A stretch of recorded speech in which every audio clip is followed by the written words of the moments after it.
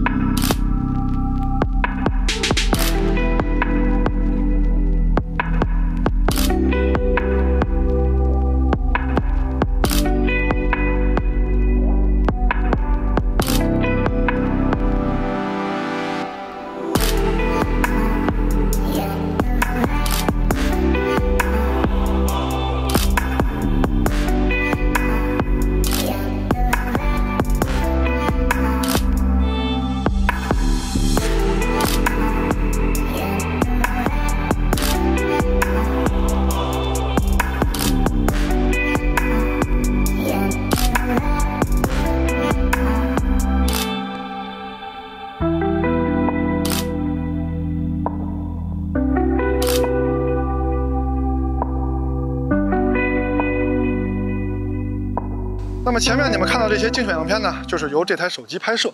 希望你们也可以像我们一样多出去走走啊，拍摄好看的照片。这台手机啊，长得确实是像另外一个品牌的手机，是吧？不过没关系，你们觉得它漂亮吗？你们可以为它的工业设计投个票啊，喜欢它的外观打1，不喜欢可以打2。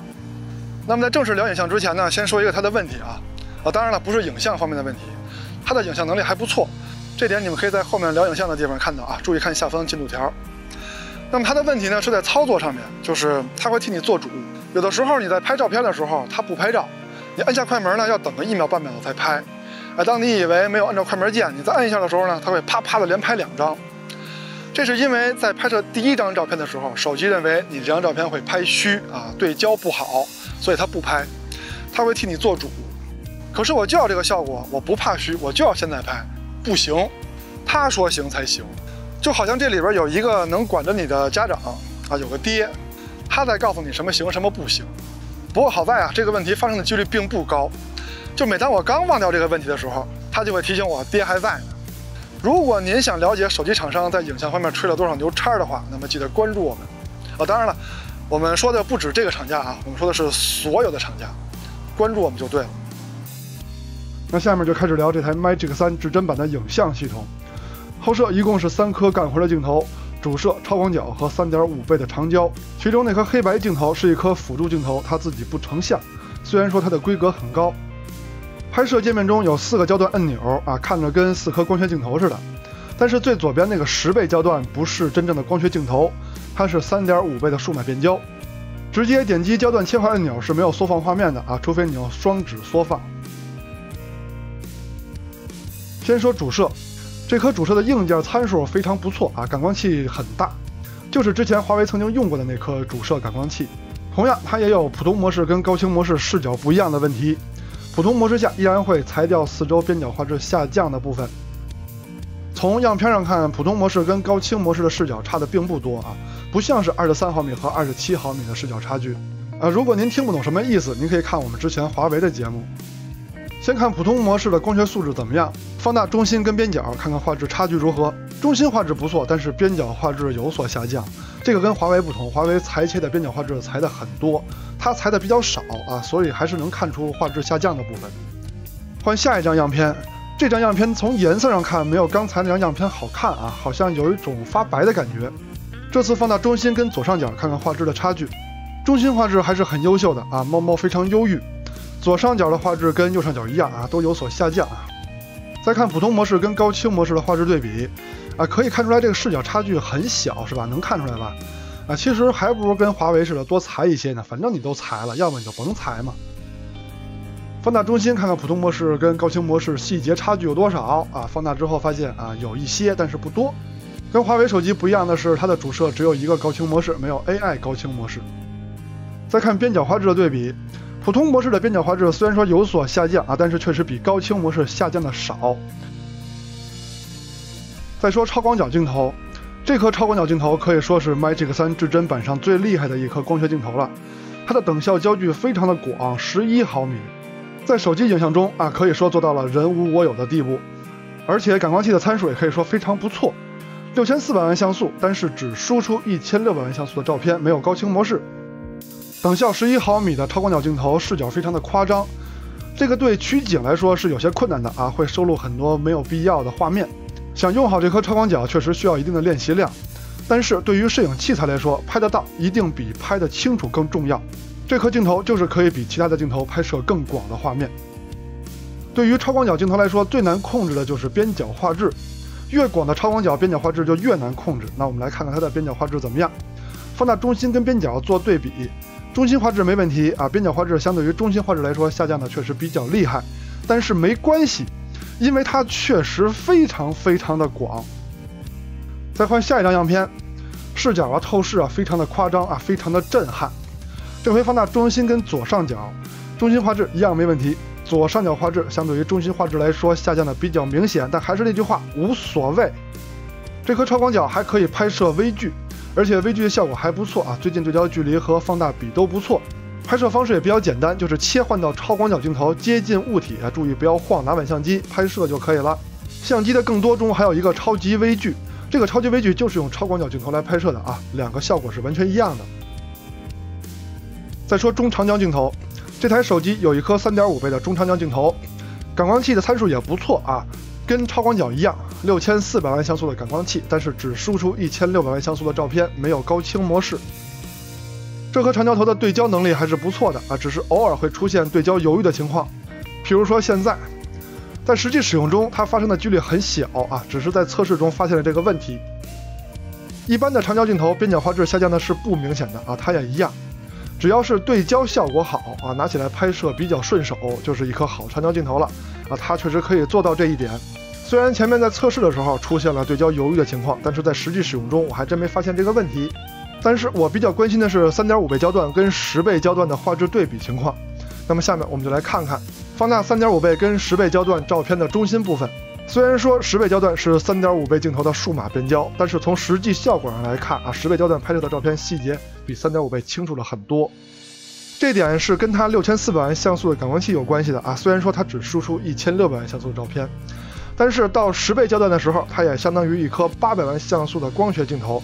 这点我们在讲 P50 Pro 的时候已经说过这点了。在这点上有不明白的朋友可以回去看 P50 Pro 的视频。总之 P50 Pro 的长焦镜头和 Magic 3至臻版的长焦镜头是完全一样的系统，它们的10倍焦段也是完全可用的。啊，这个前置镜头嘛，这个长不在，这可咋整呢？亮了，亮了，有影了吧？有影了，居然！我操！手机有前摄呀？没玩过吧？我头一回见到这种景象，没玩过吧？你看，哎，美颜，哎，光滑。天哪！你看，你现在就不光滑了。你看我光滑一下，哎，我脸包都没了。哎呀，我真是的，我跟你说，瘦脸，不瘦什么样？不瘦还可以哈，瘦了呢，孤陋寡闻了吧？直男用不着前摄，太厉害了！我操，直男用不着前摄，被迫营业的一天啊！下面看人像拍摄的表现，长不在，那就拿九虎仨法子吧，用你们的想象力把它想象成长啊。从样片上看，这台手机拍摄人像的表现还是不错的，肤色呀、背景虚化呀、面部表情啊、九虎的嚣张劲儿啊，全拍出来了。OK 啊，估计你们也看够了啊。总之呢，就是人像拍摄的表现，这台手机还是不错的。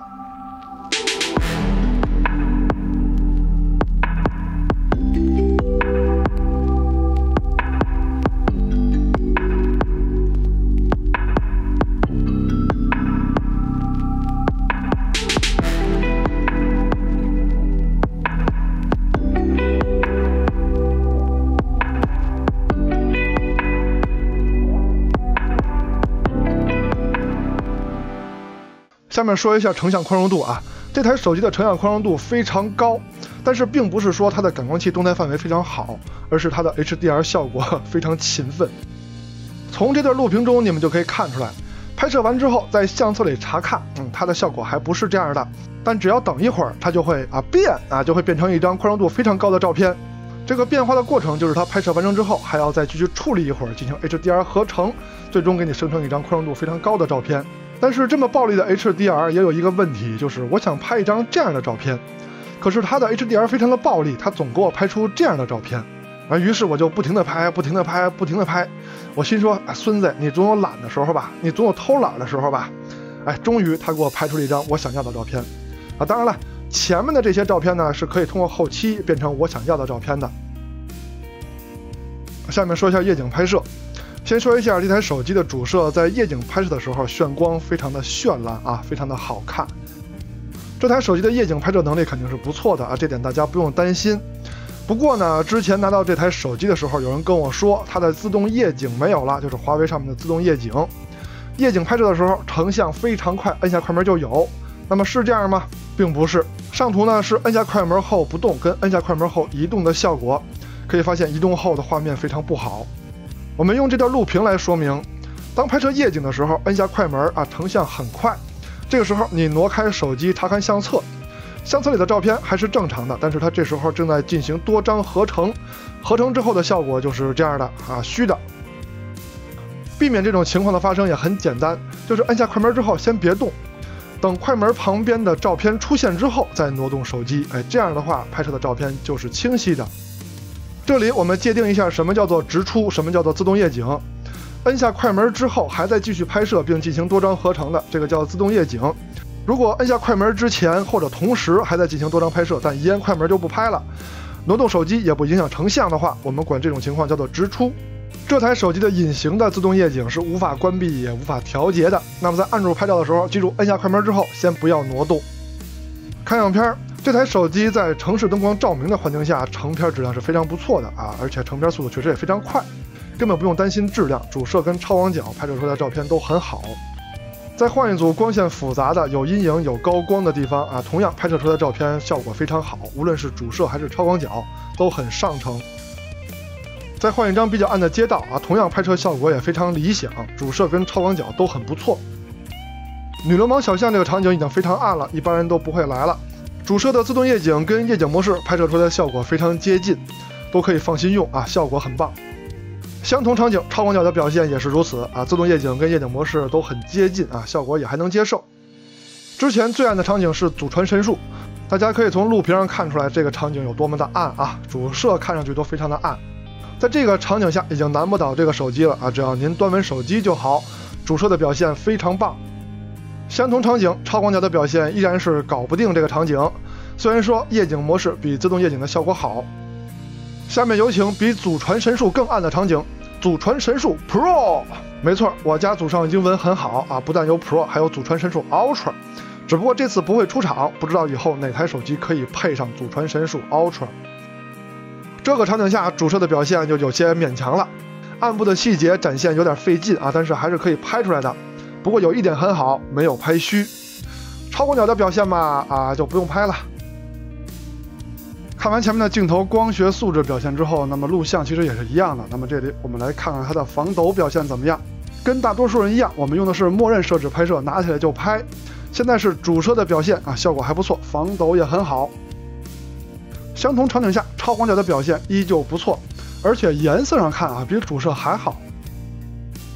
现在是 3.5 倍镜头的防抖表现，我们就不走路了从画面上看，颜色和清晰度都很理想，而且防抖效果很好。现在是10倍镜头的录像表现颜色还不错，但是防抖呢有点小果冻效应就是画面有点闪，清晰度也有所下降。现在是夜景城市照明环境下主摄的录像表现，防抖没有白天强了但是清晰度还不错，颜色也不错只要您不走动原地拍，效果肯定没问题。相同场景超广角的表现防抖上比主摄还要强一些，但是亮度上就没有主摄好了。录像环节最暗的场景是女流氓小巷，主摄在这个场景下亮度方面稍微有些不足，但是它在极力保证清晰度。超广角的表现嘛就不用放大了确实搞不定。工业设计方面，这台手机的造型无论是背部还是正面的挖孔都非常像华为的手机。当然了，不只是工业设计，它里面的系统以及相机的界面还有相机的操作方式都跟华为是非常相近的。从这点上来说呢，它可能还不是自己。这台手机的厚度不薄，将近1厘米 9.94 毫米，重量呢也有236克拿在手里肯定不算轻薄的。如果您像我一样喜欢这种打手的质感，那它很好。如果您非常在乎手机的轻薄，那这台手机不适合您。不过在它比较厚的机身加持下，它的后摄凸起显得不那么高了啊，可以说非常低。那么这点是不是可以满足一些强迫症的喜好呢？硬件方面，处理器是骁龙888 Plus 啊，性能肯定很够用。存储上只有一种规格，12+512G 啊，很豪华。至于它的性能表现，聊这些的媒体已经很多了，我们就不再重复了。下面我们就来好好总结一下这台手机在影像方面的表现怎么样。荣耀 Magic 3至臻版在影像上硬件方面比较豪华，可惜少了高倍数的长焦镜头，但是中焦镜头的长焦效果也是够用的。主摄的表现中规中矩啊，虽然也有裁切四周画面的情况，但是裁切的没有华为那么多。超广角的表现那可就厉害了，等效11毫米，这在手机影像中可谓是鹤立鸡群，而且感光器的参数也很好。虽然边角画质下降的有些明显，但依然无法遮盖视角的光芒。评价摄影器材的好坏啊，永远是拍得到大于拍得清。只不过这么大的超广角在摄影取景方面确实是有些困难的，这点需要您多多练习了。中长焦的表现也算良好，对焦性能在日常使用中还算可靠。高像素的感光器和优质的镜组是可以满足高倍数数码变焦的需求的。虽然这台手机在拍摄中确实会出现按下快门不拍照的情况，这是因为手机在竭力为您着想，怕照片拍虚了。只不过确实有些别扭，好在发生的几率并不高。荣耀 Magic 3至臻版是从外到里，从硬件到软件都和另一个品牌手机很相近。从这点上说呀，它还不是自己。OK， 到结尾了，我要出来了。不是为了再次总结这台手机的影像能力，而是为了提醒您记得点赞加关注哦。虽然可能没有多少人能看到这儿，不过没关系，记得关注我们。我们下期节目再见，拜拜。